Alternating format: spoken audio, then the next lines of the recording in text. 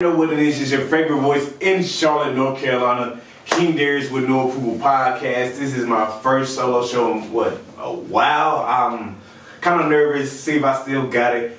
Pretty sure I still got it, but I got a heavy hitter flew in from LA just to come on No Approval, man. You want to tell the fans who you are? my bad. Boy, too much noise. Boy, you still got it, man. Stop playing with me. Let's stop playing with me. Okay, my bad, you know what I'm saying? No clue what's going on, man. This is your boy, KHYRAN SHANK. You know what I'm saying? Coming all the way from LA, but still rapping, you know what I'm saying? Indianapolis, Indiana. You know what I'm saying? I appreciate being on the show, Okay. I appreciate it. So, Indiana, so you a Colts-fan? Patriots fan? I mean, honestly, I was a Colts fan, but honestly, my late grandfather, he's a NOLA fan, Saints fan. So ever since he kind of introduced me to the Saints, it's just been on black and gold ever since. So have you been in New Orleans? You know? Yeah, actually, I have. My first time was earlier this year for a black film festival. Okay. Yeah. Oh, you an actor too? Yeah. Oh, you just before we go ahead. I'm about to say we get to that later. Okay, because we're gonna run down the resume. Black film and stuff. You give them a little tease before we even get deep in the conversation. Oh God. Okay, so we're gonna start off like, why are you in Charlotte? What made you come to Charlotte this weekend? So there is a black-owned music festival called Philonia. It's actually ran by one of my old track and field teammates. Okay. CTS was having CTS on deck. Shout out to CTS. And shit, like this is my first time performing at his festival. I think this is his third year running, I believe. Don't quote me on that. Okay. But he gonna hold you accountable. Facts he is. But I've seen the work that Philonia has done, and I was like, yo, I would love to be a part of it. Is it a big crowd? This is my first time hearing about it. I ain't gonna even cap you, so don't beat me up about that either. No, same here. Because when I first saw it, I was like, oh wow, like he's putting on, a dope, music fest, on some FUBU type shit for us, by us. Yeah. So I was looking at it and seeing, the previous situations. I was like, wow, it looked like a dope success, and it looked like a family type situation. So I'm like, I want to be a part of that. So when they announced it again, I reached out. I'm like, yo, I'm trying to, be a part of this. He's like, yeah, we love it. Like, come on, like, back. So, come through, bro. Why you tripping? You should have been asked, man. So as far as with, the music and stuff, how did you get into it? What made you pick up a mic, write, get yourself started with the music industry? Crazy thing is, I owe a lot to Charlotte. Wow. I owe a lot to Charlotte when it comes to this music stuff, because like I said before, I was on the track team at UNCC, and my track teammates made me rap. like for the first time, or dead ass? No, for the first time. For the first time, it was like 2013. Okay. And damn, you don't hear that? That's crazy. That's not even that long ago. Nah, and literally it was summer break, summer break type situation, and I was just fresh on the team, so I'm getting to know everybody, things of that nature. So I stayed there for the summer instead of going back to the crib. Right. So they always had this little thing where they basically like the Charlotte Rap Squad, so something like that. Right. So it was me, a couple of my teammates, and they had this closet. Back to but they had the closet. It had the microphone. It had the microphone. Okay. You know what I'm saying? The little buffers in the. You know what I'm saying? Like how honestly every rapper probably started. You know what I'm saying? It's somebody's closet, somebody's basement, whatever the case. On the street, whatever. Right, whatever. Right. So they had this little bitty ass microphone. And we did a freestyle to Swagger Like Us. Okay. TI record. And a lot of young kids don't know. I mean, do your research, kids. Yeah, please do, because we ain't gonna touch this later. Literally, it was like, yo, Shay, you know what I'm saying? Like, get in the booth. I'm like, nah. Like, I don't rap, I don't know how to do this. I'm just here to observe, I'm here to support the team. Support the team, right? Team bonding. Team bonding. So one of my boys was like, yo, like, nah, bro, like, dude, it's fine. Like, that can't nobody here really rap, except one of my homeboys really, like, he was that nice? Yeah. He actually still makes music to this day. He goes by High Def, or actually No Def. Okay. Nollywood. But literally, I'm like, I guess I'll give it a shot. Gave it a shot. Was trash as hell. Mm-hmm. Trash as hell. You probably was off beat, no rhythm, no rhyme. You just talking like, shit. It just sounded like I was trying to sound, I was like trying to sound cool. Yeah, I was trying to sound cool to the motherfucker. But for some reason, I liked hearing my voice. I was like, this is trash ass. This is poop juice. But I liked hearing my voice. I'm like, yo, there's something about my voice that I want to keep trying. Mm-hmm. So one of my other homies, my boy Taji, he was like the catalyst to it all, because he was like he heard, he was like, yo, you kind of nice, like your voice, like yeah, like, there's something there. So our homie that actually made music, Handy, he was like, yeah, like there's something there. There's a potential there, but you should keep going. So I don't really shy away from no challenge, so I kept going. And one thing led to another, then all of a sudden I started rapping. Okay, so you started in 2013. Yeah. Like, take me through like how you got from Charlotte. Then I think the next destination was the A. Am I right? You're absolutely right. I know. I know. I'll make sure I'm on pace. So did a little bit of research. Okay. So you went to the A, and speak about going to the A and how your music developed, like following you to the A. Because I'm gonna ask you about LA, but I want to know about the A right now. So that was kind of good. That was a little flow. Get me on the mic. I'm trying to tell y'all, I have a little, I hit a gym, So Atlanta was honestly a fluke. Because at the time I was solely focused on track and field. Yes, the rapping was cool. Like it was fun to take off. So after school, yeah. So you wanted to pursue the career in music, and I'm gonna tell you why. So during what things like 2014, 2015. At this point, I had made a song called Small Talk, and it was actually my first time getting on the radio here, 98. And I was like, oh shit, like this it may be something. I don't know. But at the same time, I was so focused on track and field. It was our first time ever going to nationals, and I remember that. Yeah. So I mean, it was a big feat. So that next year, I was like, oh yeah, I'm about to go crazy. Like I'm going pro. That's it. I'm going pro. And one thing happened. One thing led to another. What was that thing? One track meet, I got hurt. And I got hurt severely bad. I think I remember that you was out until nationals. Correct. I was out until conference. Conference championships, and we didn't make Eastern regionals. So at that point, I was like, that was about here too, right? So I was just like, shit. Like I couldn't get back to that shank that I was, quick shank, because I mean it takes time. This. Yeah. So at that point, I'm like, well, shit. I have nothing to lose, so let's move to the A and take this music down there too. And literally, that's what I did. And in Atlanta, I loved it. I loved it. I still want to move back there. After I get what I need from LA. Correct. But I'm telling you, hey, LA people out there, if y'all really rock with Shank, he using y'all. Do not believe him. He just said it. He just said it. Do not believe him. This is taken out of context. It's an edit. So, hey. It's an edit. Now, we ain't going to edit that out. Keep it going. Okay, so in the A. So I got to Atlanta and still met some incredible people along the way. Actually reconnected with a lot of people from my hometown in Indiana.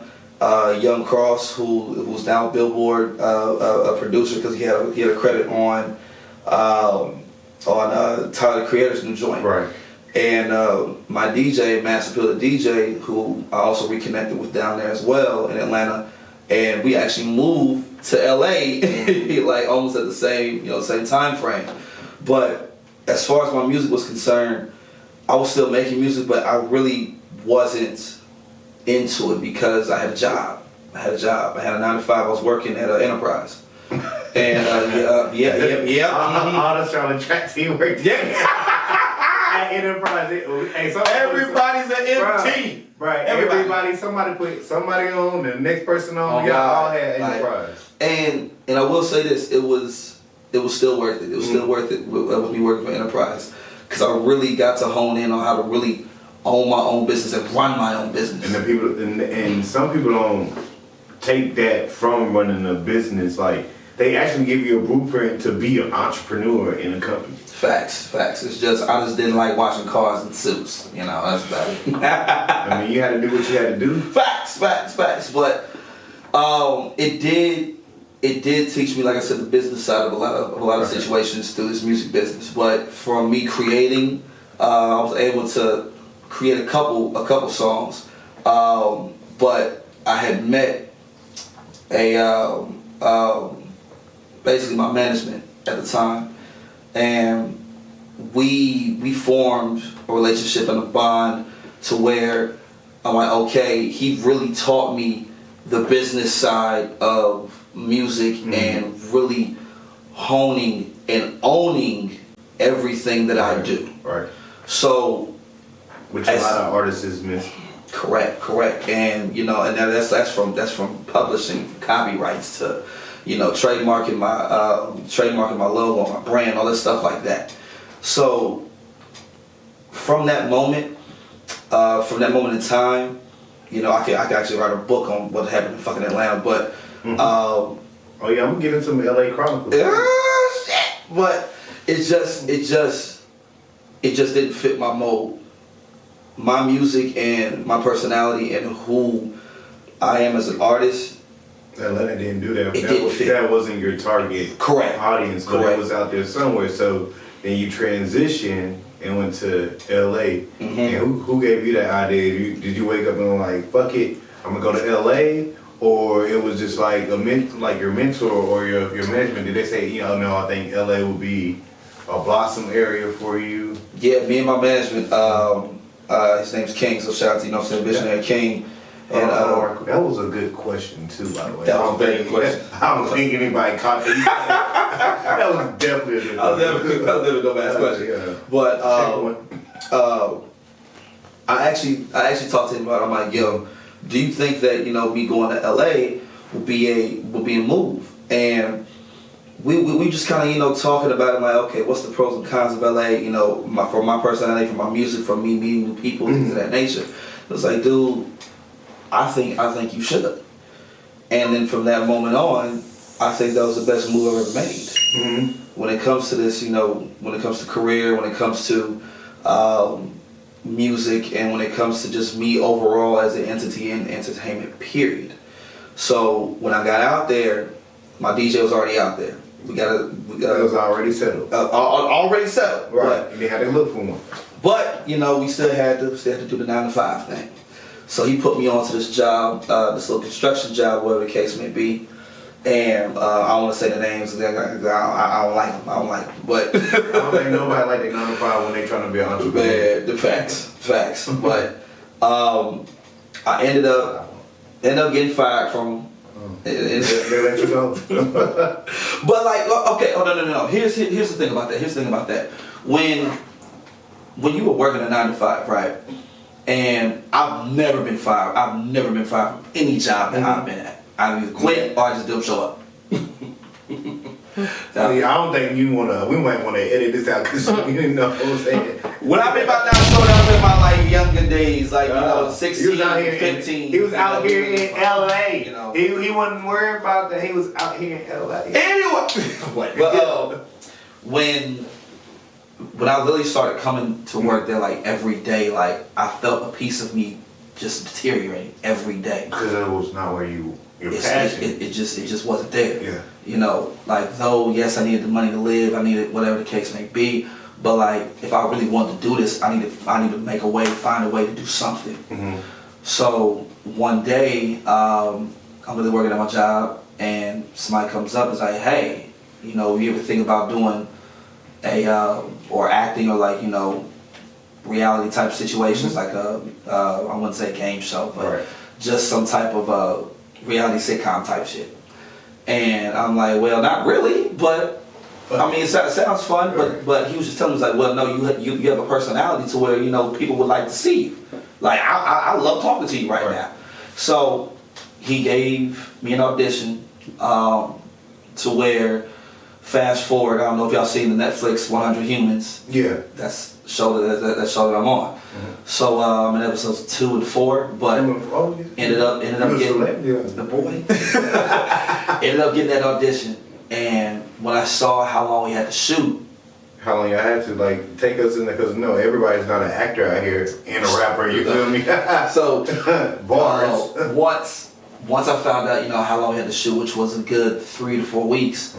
I tried to make it work via, you know what I'm saying, like my job in there, because like we can sometimes work remote, but I couldn't do it. So some days like I was just MIA, and they're like, hey, you know, we just gotta let you go. And I'm like, you know what, cool. But the reason why I was trying to make it work so hard was because I was still slightly afraid. I wanted that safety net. And sometimes, you know, the man upstairs put certain avenues to make you go for it. You know, you probably had that in your mind the whole time, like, you know what, this job is cool, but like, I can see myself doing this, or this is going good for me, like this is on track. So when you did get, you know, let go, fired, whatever, you know what I'm saying? Oh, I got fired. How did that resonate in your head? Like, how did your vision come more clear? Damn, that was a. I'm going on the road. I don't even write my shit down, bro. You feel me? You know, straight freestyle out here. You know. Literally, it felt as if, you know, this is it. This is God telling me, like, yo, either you with this or you not. Like, you with this or you not. Like, I'm giving you a little bit of a head start right now, but either you with it or you not. So I sat there and contemplated. I'm like, okay, I'm gonna do it. I'm gonna find a way to either, you know, push the memo forward, which is the music, whether it be acting, background acting, or, you know, going and promoting in clubs. You feel me? And that's one thing I had to do as well. And yeah, I see you on stage too. So speaking about that party scene in LA, because, you know, I did get invited to the BET Awards, but, you know, somebody was not like out there at the time because they had like multiple billboards. How about them Panthers, y'all? I don't even like them, you know. Damn. My bad. My bad. They might want to endorse me with it, but I mean, they can do better, a lot better. But, you know, speak about, you know, that billboard and the LA parties. You know, I seen you on the mic. I seen you run into Chris Brown too. Yeah. Speak about like that experience. I know that had to be wild. So even before the party life scene, right? So a lot of people see me doing the whole microphone, you know, hyping the parties up, things of that nature. That was never like that at first. I didn't just you know, ask somebody, hey, yo, you know what I'm saying, let me go on the mic, this, that, and the other. When I told you about me, I ended up finding another way, and my boy put me on to a promoter, and I started promoting clubs for that moment in time. But I started doing it for like 3 months. I was sick of it. Like, we were treated like peons. Like, we were treated like peasants at that point. You know, club owners don't really give a fuck about who you are. They're just like, yo, you bring the girls in or not? Okay, cool. Pay is trash. Like, how much they was paying you a night? Boy, if you would, I mean, come talk to them about that. Because I want to know, because honestly, like, for real, like, that's something that I want to do. Like, I want to host clubs and stuff like that. Oh, okay. Yeah, so I'll tell you about the hosting shit, but like the promoting shit, bro, I'll be lucky to see a check in 3 weeks at a time. I'll be lucky to see a check. Promoting clubs and telling people to get there, and you probably was getting females to get there and come there. Of course. So you wouldn't even seen that. Man, it just wasn't right. But at the same time, I always had it in the forefront of my head. I'm like, yo, you're not here to be a promoter. You're here to find out and talk to somebody on how to get your music in here, whatever the case may be. So I saw this one guy, you know, he was always on the microphone, you know, hyping the party up. It was dope, and I liked it. One day he ain't show up. and my DJ got the spin the not opening night, but he was opening up for some of the other DJs on the Hollywood Strip. Mm-hmm. He doesn't like to be on the microphone. I like to talk. I'm a performer. Mm-hmm. You feel me? So I get on the microphone and I do my little, it's like kid play. At first, I got kicked off stage a lot of times because they didn't know who the fuck I was. Like, yo, who the fuck is this motherfucker? Why he got the fucking mic? Why he got the fucking mic? Again, why he got He doesn't even go here. Like, what's the He's not even from LA. But at the same time, I didn't let that stop me because the people liked it. Right. The people liked it. So the people like it, cool. I'ma show them that the people like it.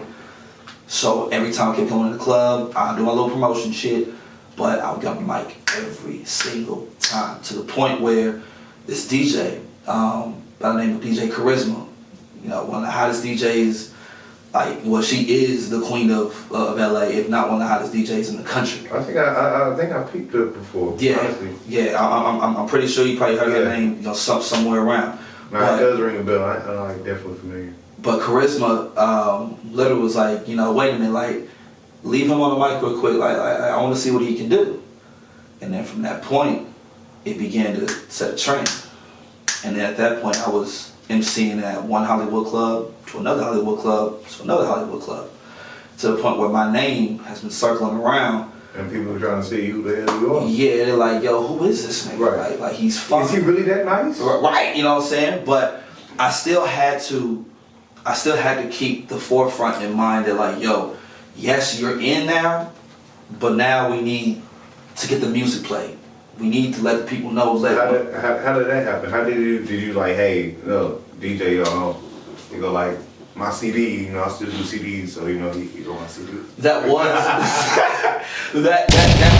that was an approach at first, but then my DJ was like, yo, speaking of experience from him, he was like, yo, I don't like when artists, just say hey, yo, play my shit real quick, build a relationship with me.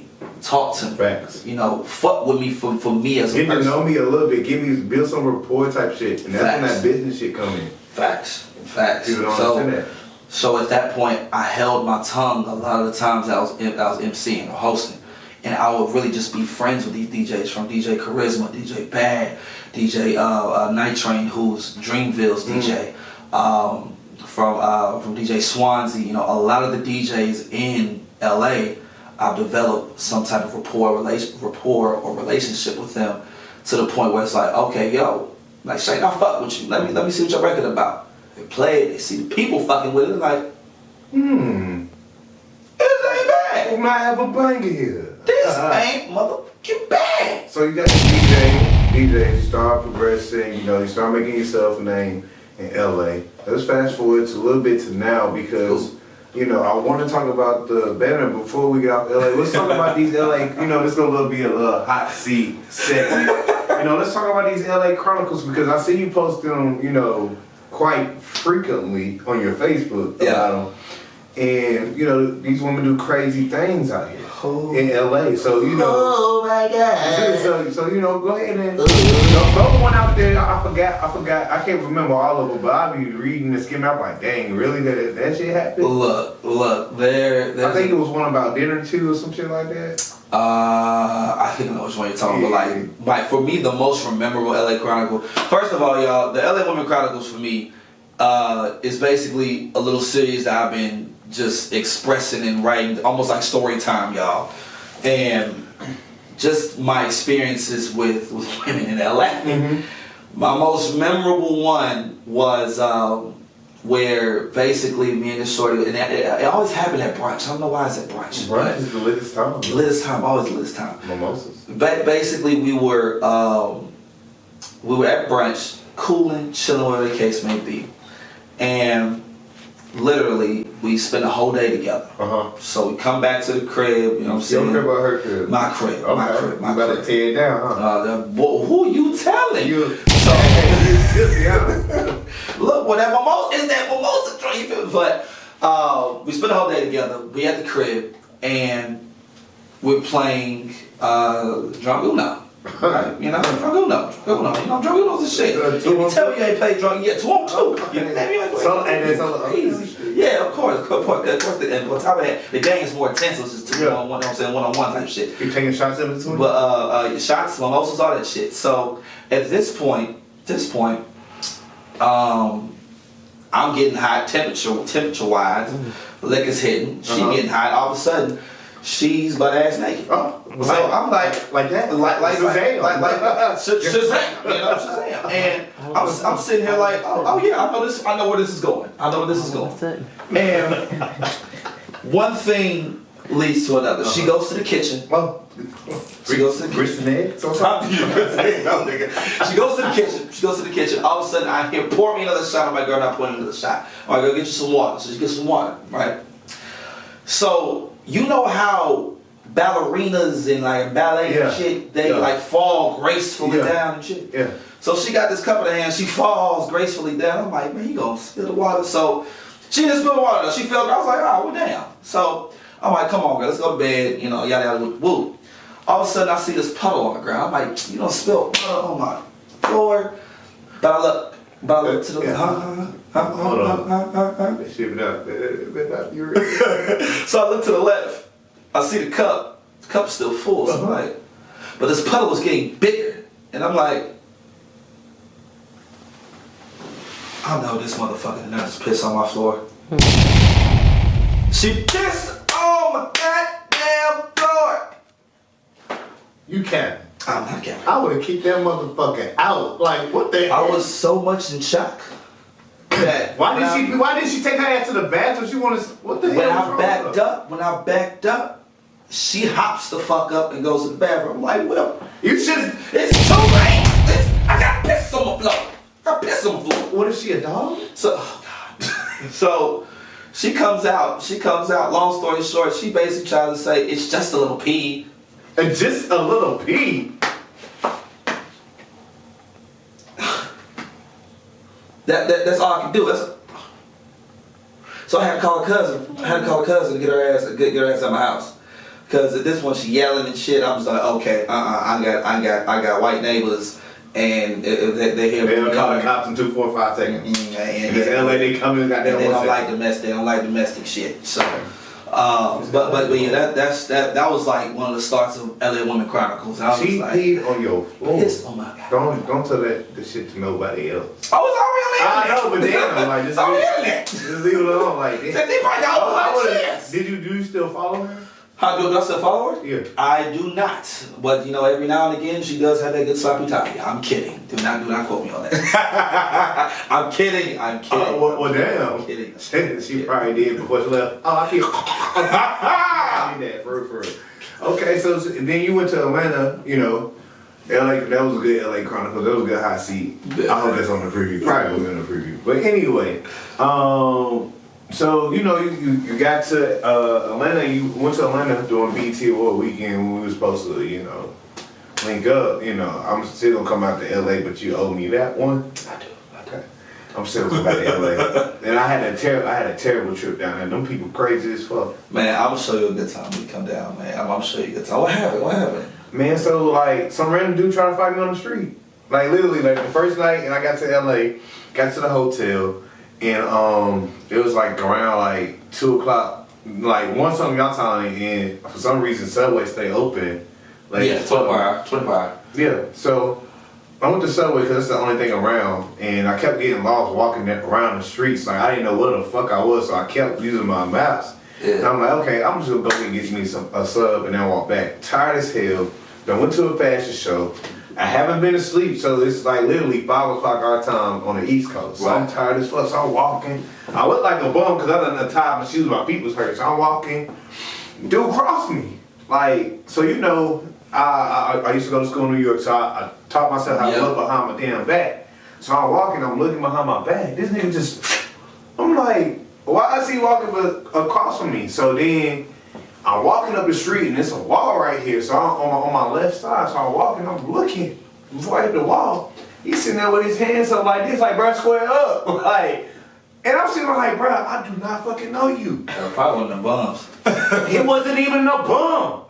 That's the fucked up part about it. So I kept walking. I got to the corner, I was about to cross the street. I see this nigga hop in the car. I'm like, what the fuck going on? Do he know me? Do I look like somebody? That's not and then somebody.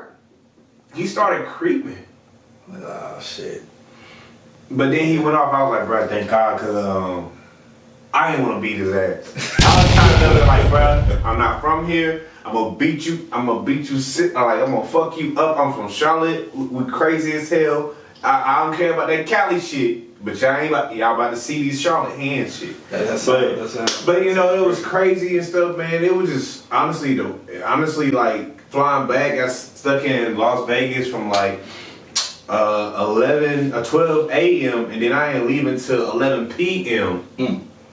The next day from Don't travel doing Corona. Don't travel doing Corona, bro. It's not the way. I know it. I can only imagine. So you got a billboard. You got KHYRAN out. Yes. So when I had and then money talks thing.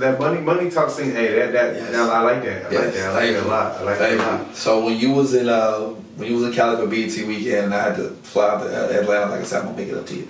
Well, I ended up getting some billboards put out to promote Astounding and Money Talks, and it wasn't just one; it was 10. From when I got out there, my management, like I said, Visionary King, he surprised me with literally 10 billboards. So we got five near Marietta, the Marietta area, 2 downtown. They come up. Yeah. I'm about to say, I think the campaign's gonna end this month. Actually, the campaign's gonna end this month. But we got 2 over by the Sweet Lounge area, and I think we got 1 or 2 just like on the highways. But yeah, like that was probably the most crazy experience of my life. Seeing my big ass head on a billboard and be like, "Hey, mama, look!" Like a lot of people don't get that. A lot of people don't get that a lot. And then and I want to touch bases too because I seen you was in a very serious accident. Yeah. A very, very serious accident recently. Just not getting back on your feet from that. Oh yeah. Speak about that moment or what happened. All I can say, man, is God is good all the time for one thing, but literally and this is like before I even went out to Atlanta to see those billboards, I was carjacked.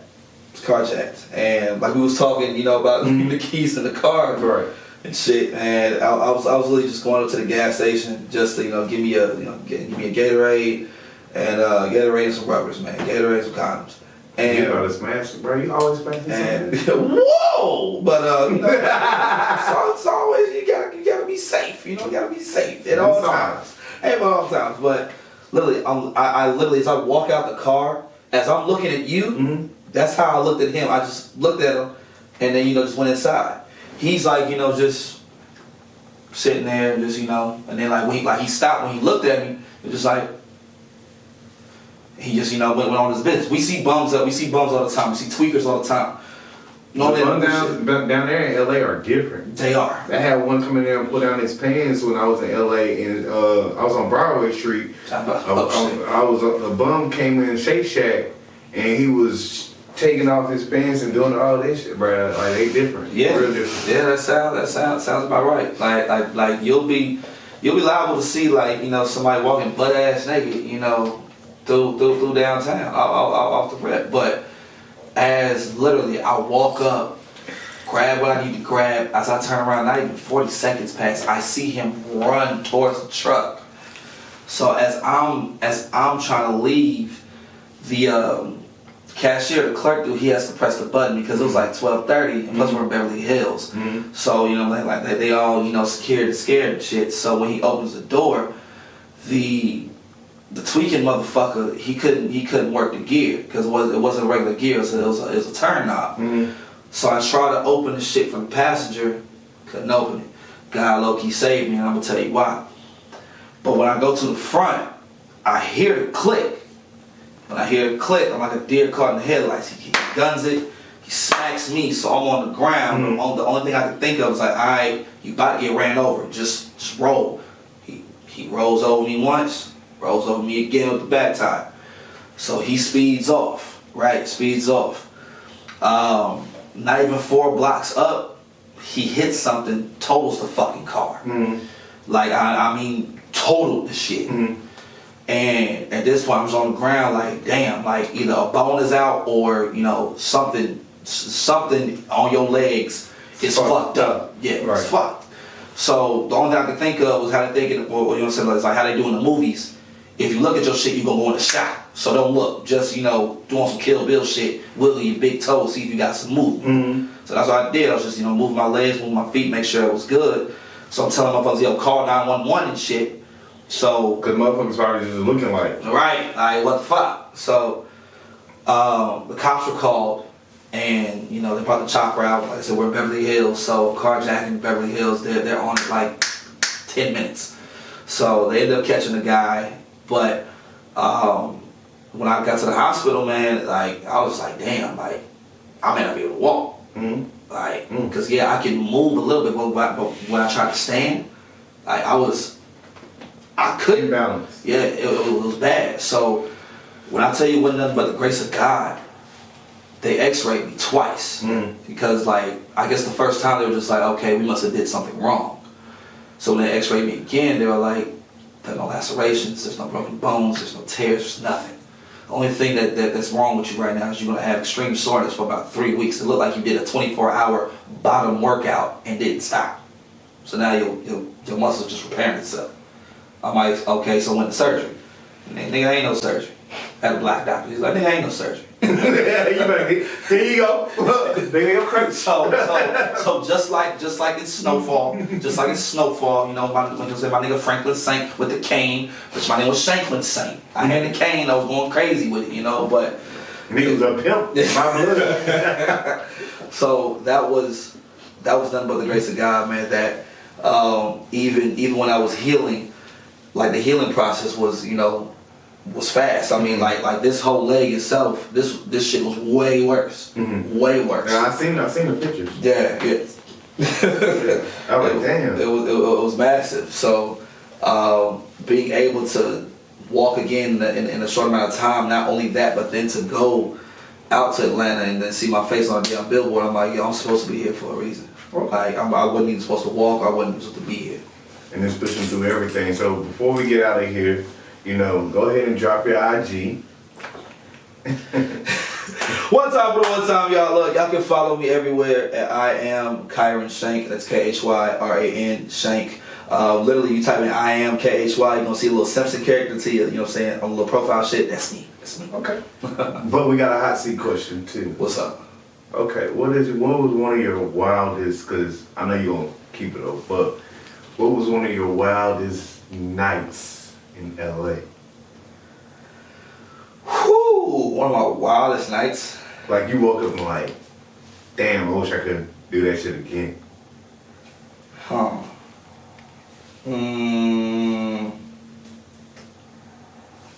I think I would say it was my first celebrity event, and it was somebody's birthday, and I'm gonna say it was R. Kelly's birthday, and I'm concerned now. Yo, everybody, look at me. I'm concerned. It wasn't at Kel's house. It was at somebody else's house. I'm still concerned. I'm still not gonna say whose house it was, but the shit that I saw when I was walking, trying to find the bathroom, we was all drunk as fuck. I was trying to find the bathroom. I saw some shit. And I was offered some shit. Well, and I'm sitting there like, I'ma head this way. And as I went back to the party, I was tapped on the shoulder. It was like, hey, we need you to sign another NDA form. And I'm like, for what? And it's like, well, you saw what you saw. And I'm sitting here like, I mean, I ain't gonna say shit. I ain't gonna do shit. No shit.